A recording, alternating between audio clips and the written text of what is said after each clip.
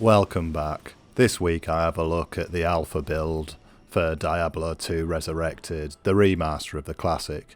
Now bear in mind this is an alpha build, though it is Blizzard, so the state of this is more solid than some full releases. It's only the first 2 acts, and only has the Barbarian, Amazon and Sorceress, though some clever bods did manage to use the other classes using an existing mod. Anything from this footage could change before release, whenever that may be. If you haven't heard of Diablo 2 before, then there's no hope for you. Diablo 2 in particular is a strong contender for one of my favourite games of all time. There have been rumours of a remaster for as long as I can recall, and after the shit show that was Warcraft 3 Reforged, fans have been understandably worried about Diablo 2 remakes.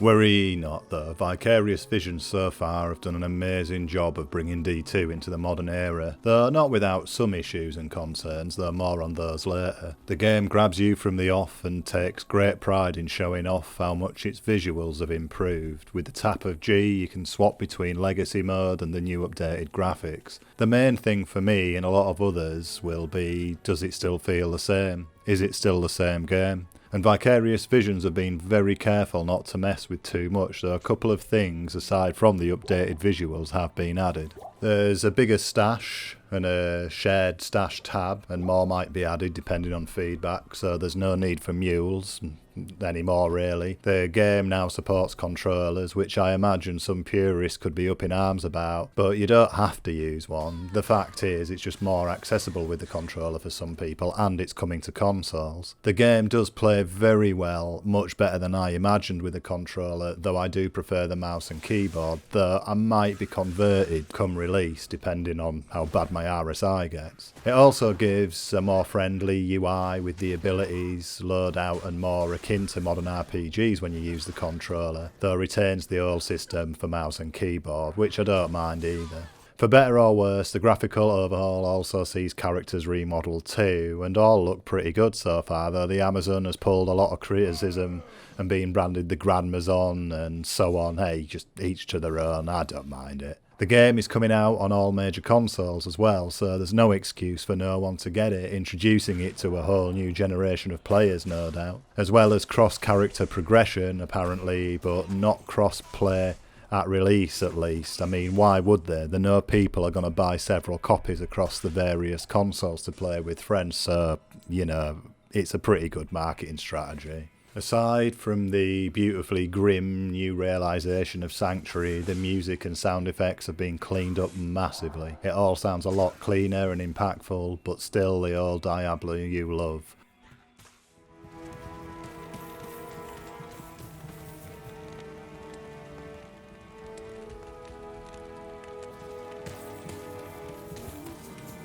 I mean, it wouldn't be the same without Matt Ullman's dulcet tones twinkling away in the background. It's a solid testament that it plays so well and yet still feels like the same game I played so many years ago when my brother gave me a copy insisting I must try it, along with a warning that it'll destroy my social life. I still play regular D2 to this very day, and it's with good reason. Though there are many contenders, including its own sequel, in my mind none have ever surpassed Diablo 2 in terms of gameplay, loot game, atmosphere, style or depth. I mean that.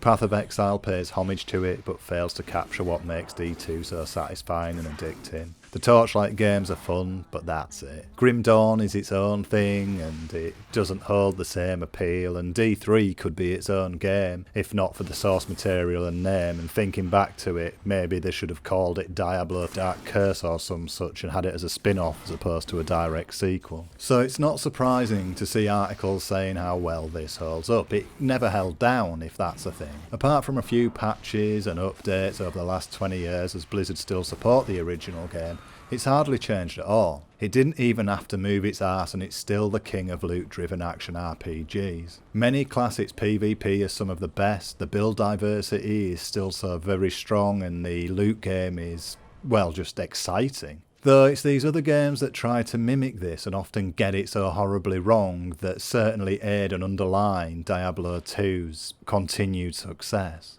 At release, it will have online, of course, and also have ladders, trading, and all that goodness. So many, including Blizzard's own game, have worked so hard to get rid of. Soulbound items and the like have been created in an attempt to shut down third-party sites and botting and selling of the best items online for real cash. The only real issue I encountered with this build was loading screens, and they weren't too bad for me, but if you do port into another area or the likes, you can get a loading screen and it can be attacked while on said screen, which is a particular problem for something like Duriel, who might be merrily beating you to bits while you're just staring at that screen. Though the devs have said they're working on this. There's really nothing else to say, just look at it and believe me when I say it's a complete joy to play. And it looks glorious in 4K.